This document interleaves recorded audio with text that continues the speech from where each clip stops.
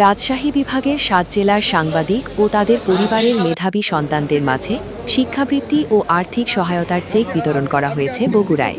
শুক্রবার সকাল ১১টায় শহরের করতোয়া কনভেনশন সেন্টারে সাংবাদিক ইউনিয়ন বগুড়ার আয়োজনে এই অনুষ্ঠান অনুষ্ঠিত হয়।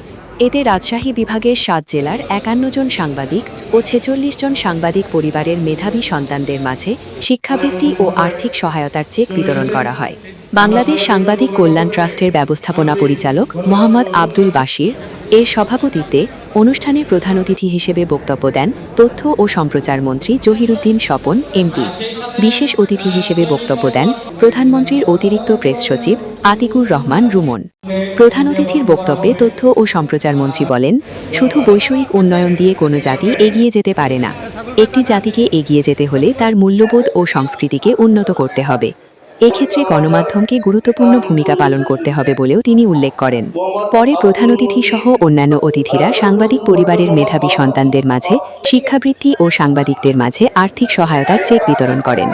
এদিকে জুম্মার নামাজের পর তথ্য ও সম্প্রচার মন্ত্রী জহিরুদ্দিন স্বপন এমপি নির্মাণাধীন বগুড়া প্রেস ক্লাব ও কাহালু বেতার কেন্দ্র পরিদর্শন করেন। বাংলাদেশ টেলিভিশনের বগুড়া কেন্দ্রিক সম্প্রচার কেন্দ্রের যে স্বপ্ন আমাদের মাতা দেশনেত্রী বেগম খালেদা জিয়া দেখেছিলেন, আমরা সেই স্বপ্ন পূরণ করার জন্য অনতি বিলম্বেই আমাদের নতুন তৎপরতা শুরু করব। আমি যাব বগুড়া বেতার কেন্দ্রের পরিস্থিতিকে পর্যবেক্ষণ করতে এবং সেখানকার যে কাজগুলি জরুরি, আমি সেই কাজগুলিতে খুব জরুরি ভিত্তিতে হাত দেব।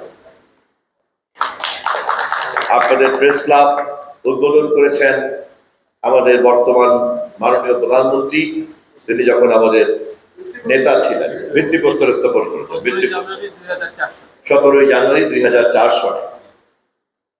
সেই ভবন পরিপূর্ণভাবে নির্মাণ করার জন্য আমাদের মাননীয় প্রধানমন্ত্রীর হাতেই এই কাজ যাতে সম্পন্ন করতে পারি, মন্ত্রী হিসাবে আমি দায়িত্ব গ্রহণ করি।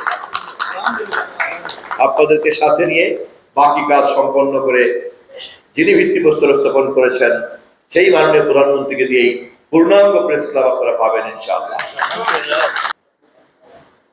মাননীয় প্রধানমন্ত্রীর নেতৃত্বে আমরা ক্যাবিনেট বৈঠক করেছি ইতিমধ্যেই কয়েকবার।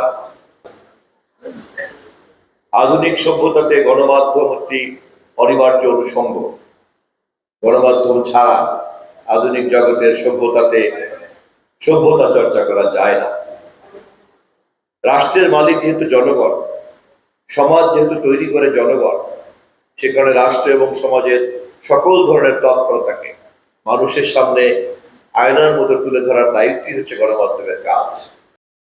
তার প্রতিশ্রুতিতে বারবার কথা বলেছেন, জবাবদিহিতার সংস্কৃতিকে আমরা প্রতিষ্ঠিত করবো ইনশাল্লাহ আমাদের এই আমলে।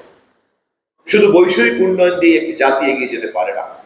একটি জাতিকে এগোতে চাইলে তার মূল্যবোধ এবং সংস্কৃতির মধ্যে একটা উন্নত স্তরে উন্নীত করতে হবে, এবং তা যদি আমরা করতে না পারি তাহলে আমাদের বৈষয়িক উন্নয়ন একটা পর্যায়ে গিয়ে থেমে যাবে হিসাবে কিন্তু গ্রহণ করেছিলেন।